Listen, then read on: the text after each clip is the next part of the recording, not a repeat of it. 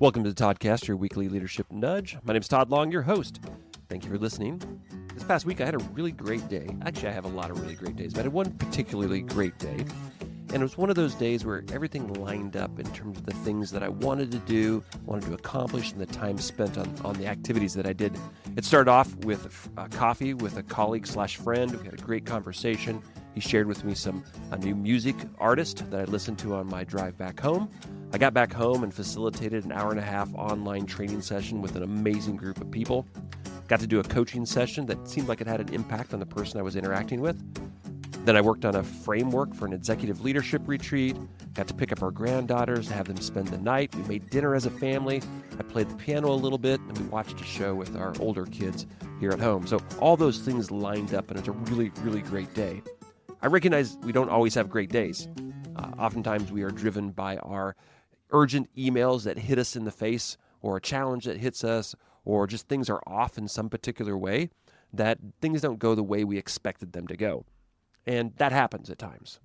And I recognize as we're leading ourselves and as we're leading others, how do we really help ourselves have the days we want to have in terms of the things we do and the time that we spend doing those activities? Because I hear this problem oftentimes with people that I coach, that they're constantly putting out fires. They're spending their time in activities they don't really want to spend their time in fully, and they don't get to spend the time in the activities they really want to focus on. So people are not as satisfied with what they do or how they spend their time. So I thought this would be a great series of conversations to have, a great series for this podcast, to think about what we do and the time we spend doing that as we lead ourselves and we lead others. I'm going to call this series Time to Lead and share with you several different frameworks of how to think about our time, how to think about the activities we do, and give you some ideas and activities to help you thrive in what you do as a leader. Let's make this happen. Welcome to the ToddCast, your weekly leadership nudge. Welcome to the ToddCast, great ideas you'll love. As I said, our goal is to help you thrive in what you do and the time you spend doing it. And that word thrive, I like that word thrive because it's defined as well-being, growth, to become alive or have purpose. As we think about the activities we do and the time we spend doing them, how do we think about our well-being, the well-being of others, growth and how things are coming alive, and how we spend our time and focus on the things that have purpose? And this could be physical, social, emotional, mentally, spiritually, could have to do with our work, our families, all the things in our lives can fit into this categories or into this thinking around our time and the things we use with our time. Now, thriving doesn't mean that it's easy. Thriving can sometimes be challenging, and it can be something that pushes us a little bit. So I don't want us to be confused with ease and thrive, because thrive isn't always easy, but it is meaningful and it is helpful and is more satisfying, I would suggest, as we're trying to live a life that helps fulfill us both in our well-being, our growth, and our purpose in the things that we do. I want to start off by sharing with you a framework that I learned about this week that I thought was a great way to think about how we spend our time in particular activities. And this framework is called the Meaning Matrix. It was created by this guy named Ben James, and it's on his Substack account. I'll give you a link to that in the show notes if you want to go directly to the article. Let me share this framework with you. And it's a 4x4 matrix. And at the top, there's two words. There's alone and together. All right, so you see that on the x-axis. Then on the y-axis, we see consuming and creating. So it creates this 4x4 matrix. Then we put this together. You see in the upper left-hand corner, and again, this is thinking about things that we do. All right, so up in the left-hand corner is alone and consuming. We're thinking about we're doing things alone and we're consuming things.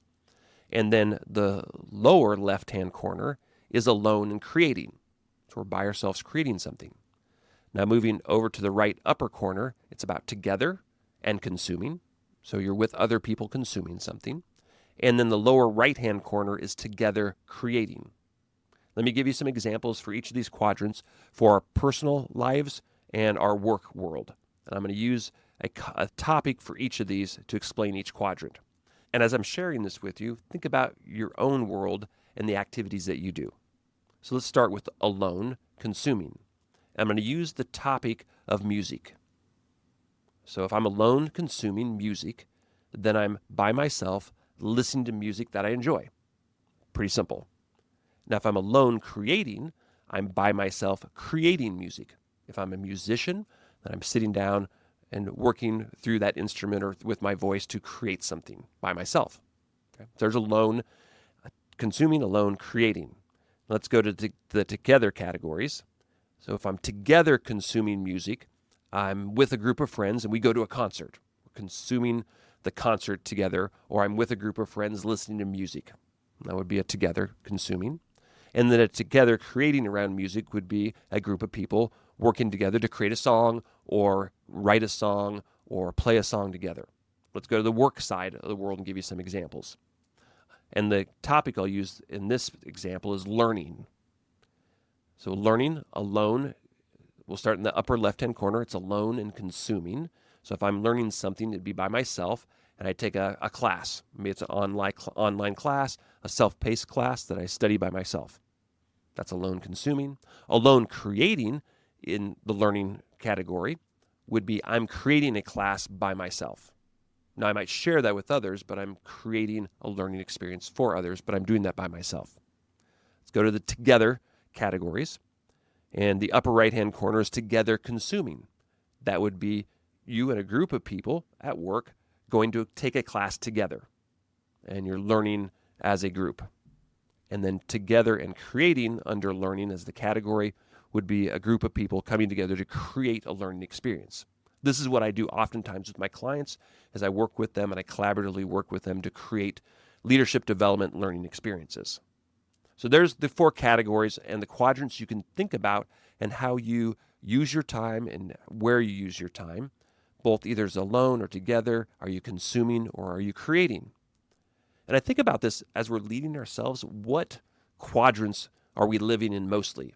And what's the value of living in those quadrants? And I would offer there's no good or bad necessarily in these quadrants and doing activities in these quadrants unless you're doing maybe too much in that alone consuming quadrant.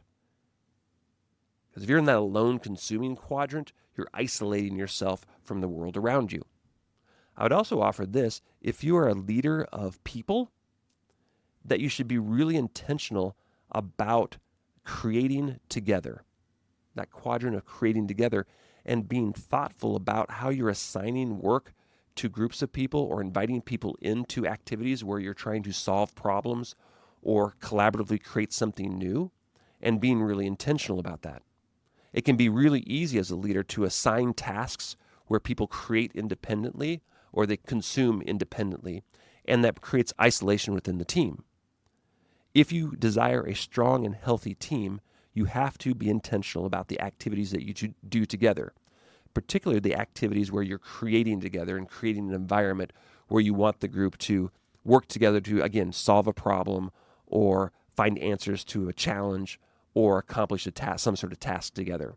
And you can see the value in this because it creates trust. That creating together can also bring better ideas. In creating together, we can challenge one another. There can also be a sense of supportive accountability when we're creating together. And lastly, it breaks down silos. We talk about this word, it's silos all the time in business. If you want to break down silos, then you have to invite people together to create together. Here's your try it out section. This is a team exercise. Gather your team together. Share the meaning matrix with them. Then ask the team to reflect on how they spend their time at work within this framework. Right, so ask the team to think about that, just reflect individually, and then share your answers with each other.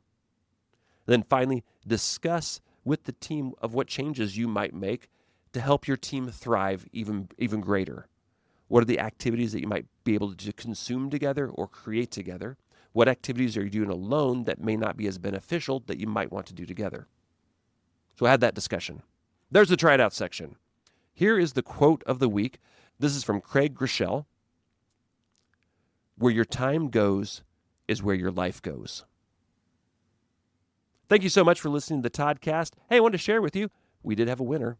We had a winner for the books a few weeks ago. I asked people to send me a Far Side cartoon We had a winner. They're going to get the Lunch, Meat, and Life Lessons book and also my Performance Leadership book. Both of those books are available.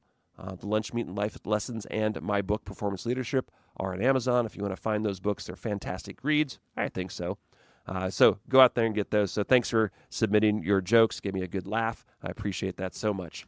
Next week, I'll continue to talk about this topic of time to lead and provide you with another framework as you consider the work you do, the activities you do, and how you spend your time doing those activities.